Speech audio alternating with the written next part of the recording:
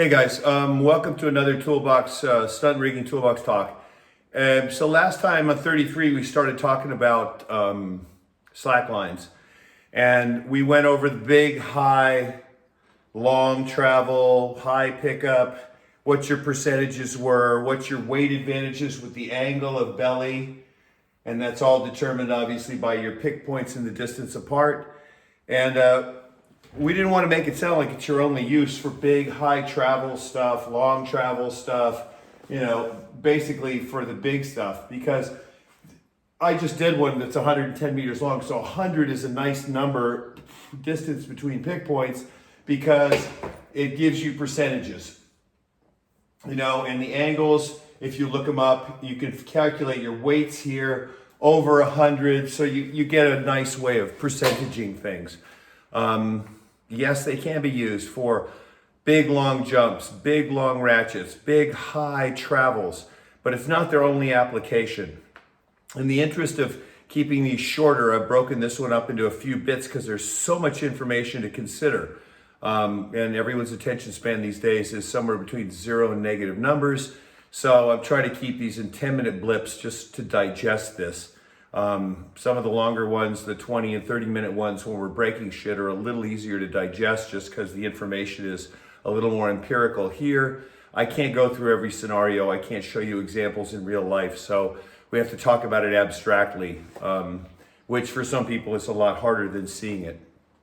Okay, so I said they cannot just be used for this. You can use slack lines in a variety of ways. And once you learn the ratios, and the right way to use them, you can then start modifying them, just like we do everything. Sailing pulleys, carabiners, shackle. We take them and then use them within their parameters, but we may cross-use them into a different application. So in that interest, I thought I'd do a quick, brief one on shorter lines and their applications and what you can do with them. One of the prime things I do with slack lines is performer safety. In low height situations or in smaller, i.e. sets, I will put a slack line in, or a tighter slack line, a flatter slack line. And I know what this weight is based on this angle, so I can always calculate how heavy that person's gonna be over the distance I have. And I'll use it as a way of safetying the performer. In a lot of shows, in a lot of situations, you don't need to see somebody hit the ground anymore. You need to see them go up and out, or go up and over, or go away. But we're not camera angle on the landing, or if it is such, they can always cut to, depending on the DOP, depending on what they've got, cut to a landing, and then it's just a simple off-camera leap, roll into spot. Does a couple things here. You don't need to pull people as hard. In physics, there's this thing called inertia. Objects at rest stay at rest. Objects in motion tend to stay in motion. I call it stiction. If somebody's standing there, it takes a lot more effort to move them suddenly than it does if they're lighter or if once they're moving. So for a ratchet, this would mean if you had a high line or a higher, flatter slack line above them, even in a hallway, 3 meters above them, and you can only get X amount of travel out of it, you can reeve that to where one person with their body weight of 80, 90 kilos can offset this person. So you don't have to pull them as hard to get them to travel as easy. They're lifted and moving at the same time. It's two operators. In a worst case scenario, it's two operators with two hand pulls. But it does allow you to move people with a lot less force. Now this can be great instead of setting up a ratchet to slam somebody without truss, base station, head blocks, trigger boxes, accumulators, filler, all of that crap. You can put in two hand pull lines. One that's a modified slack for lifting and carrying, and one that is simply a pullback line. Okay, so you can run your lifting, and depending on the scenario, you can run your lifting line through a clutch and hold them up, or you can run your lifting line through any number of capture devices and lower them if you wish. Okay, so you can do both. And then your pull line strictly is your motivational speed and force. Scenario, hallway, person gets shot, they have to fly back 3-4 meters and hit a wall. They temporarily stop, feet off the ground against the wall, and then drop to the ground. So you can do this with a hand pull because you have a lift line in the hallway. So you have a performer on a very short leader going back, so that as you pull up, they're held up and they can travel back so their head is below the ceiling. You have marks and their feet are off the ground. You have your pullback line, which is at your high point. So you're pulling up at an angle as they're coming up at an angle.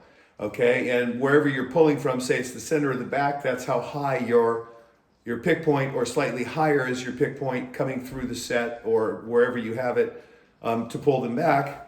And then of course you would have a front stopping line, so as they smack the wall, i.e. come within a few centimeters of the wall, they suddenly stop. As they flex back, it sounds like they've hit the wall, but there's actually airspace and they're not slamming into it. Now, all of these things can work quite well together. It just means a few more operators. You can do all of this. And then the addition to this is they smack the wall. They can be held up there if you want them held up there because you have this overhead line. The thing you then would know is, oh, my ratios are off. I'm very flat. So this weight is going to be X amount heavier. Okay, you're not really trying to fully lift them because your pull line is lifting them, but you are then taking that and carrying it and holding it. So you can pull it down to a lock off. Okay, you could have a counterweight overhauled on this side to achieve the same thing. There's a million mechanical functions over here you can do, but basically it's a lift and a pullback, and that's on a flatter slack line. So it works in a smaller environment. The slack line can then hold them up. There's options here. You can pull them back, hold them up, drop them as you wish. You can do all of this, and it still uses the principles of a slack line, even though it's not a textbook slack line. It's more of a loose high line and or / tight slack line.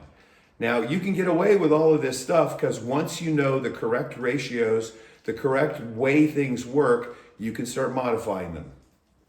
Performer safety becomes a huge one on.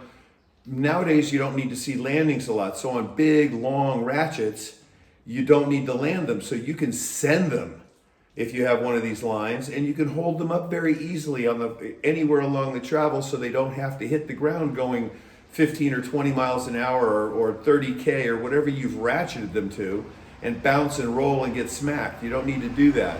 You can take the bite off of all of that. On Moon Night, we had a 25 or 30 meter ratchet over a crowd. The person gets hit by a supernatural force, flies up, travels over the crowd, and lands behind the crowd. Well, you don't see him behind the crowd landing.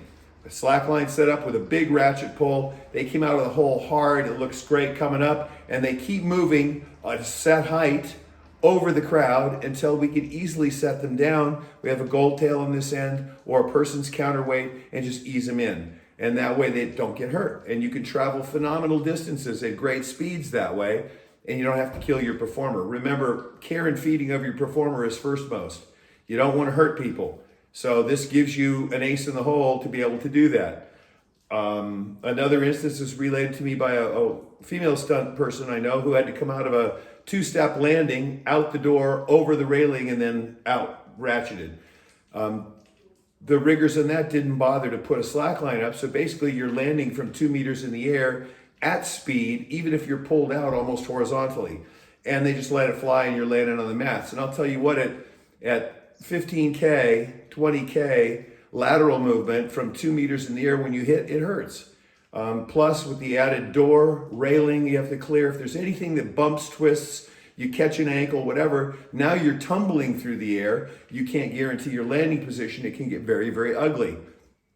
With a tight line, in this case, it would have been easy to have a slack line. As they came out, just carry that so they're traveling, and then you could have either held them up or dropped them out of frame. They don't have to hit the ground, so they're safer. They don't end up with broken bones, bruises landing on their head, shit like that. So these are all considerations of a slack line, but it's a modified or used in a different fashion, okay?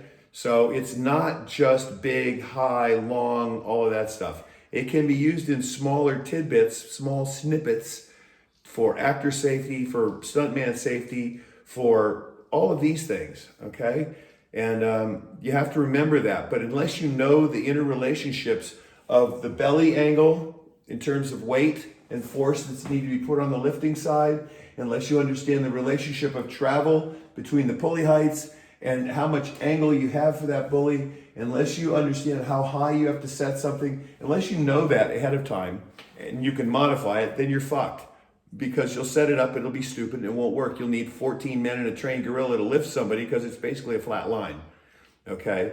So these become a problem. So I just wanted to take a couple of minutes here and just clarify that because there's a lot of nuance to these things. And everything is always, it depends. It depends how we use it. It depends on the situation. One size does not fit all. Okay? You can't in rigging say that because I did it this way last time, this is the way it's going to work right this time. You have to analyze the math, the distances, the speeds. You have to check them both and modify accordingly. So it depends on the use, but these are also useful in smaller situations. It can turn something that's a ratchet with a ton of force into a hand pull with two operators, one on a lift and one on a pullback. Which affects your setup time, which affects a lot of different situations. It's a plus minus situation. I always mechanize things because they're the same every time. Hand pulls are never the same every time. I don't care how good you think you are. Guys jumping off a ladder or people yanking on a rope never do it the same every time. I don't care who they think they are. And it's over, unless you're like the Hong Kong teams that eat, live, and sleep together, and you're 30 guys who work together on a daily basis, and this is what you do, kind of almost like circus-like. It never works. You can rehearse two people and it'll work, but the minute you start getting too many hand pull on timing, it requires a lot of rehearsal and a lot of time. And generally on stunts, that's great, except something changes on the day. They want it a little farther, a little higher, a little this, a little that, and it changes your parameters, so all of a sudden the interrelationships of the rehearsal don't work so well. That's why I mechanize. On the flip side, you can normally get it in a couple takes on a relatively simple rig like this because it affords you the ability to control height, to control how much force, to control your stopping point, to vary all those, and it's a simple hand pull rig. Okay? So these are all things to look at when you're talking about slack lines. So that's today's easy lesson. Attention span edited for those of you who can't focus on anything other than TikTok length shit. We'll get more into the math. We'll do some other stuff in the third episode, but I just wanted you to understand that it's not just the big lines. It's little shit too works this way. One last thing I will mention for last week or last talk, I mentioned height of pulley from ground to how high is a percentage of pulley height. Please remember this includes the leaders to Mr. Shackle here, or the performer. This includes the height of the performer. So if you're on stage, you have a 12-meter set of reds, and you have a performer that is 175, and you have a 2-meter set of leaders on them, you're almost 4 meters off the ground with this shiv to start with.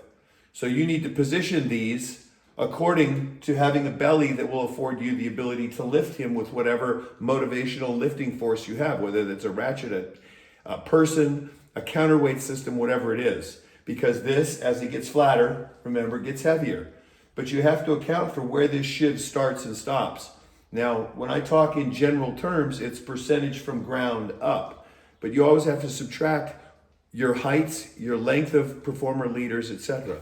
Another thing that I didn't get into fact was we talk about motivating this, and sometimes you have a break on the performer, and we tend not to use the shiv as that point.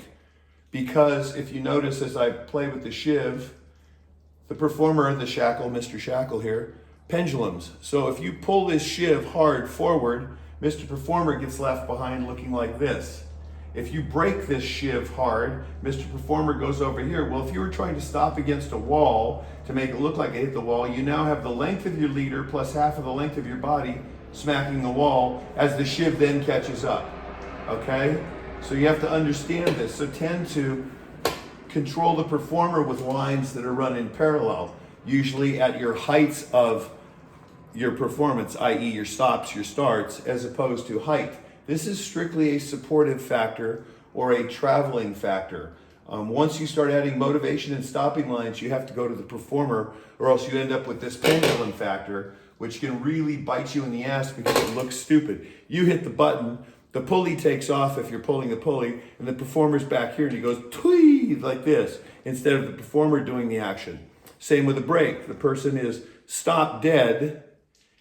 If you're holding the pulley is stopped dead, and the performer does a nice, pendulum up like this.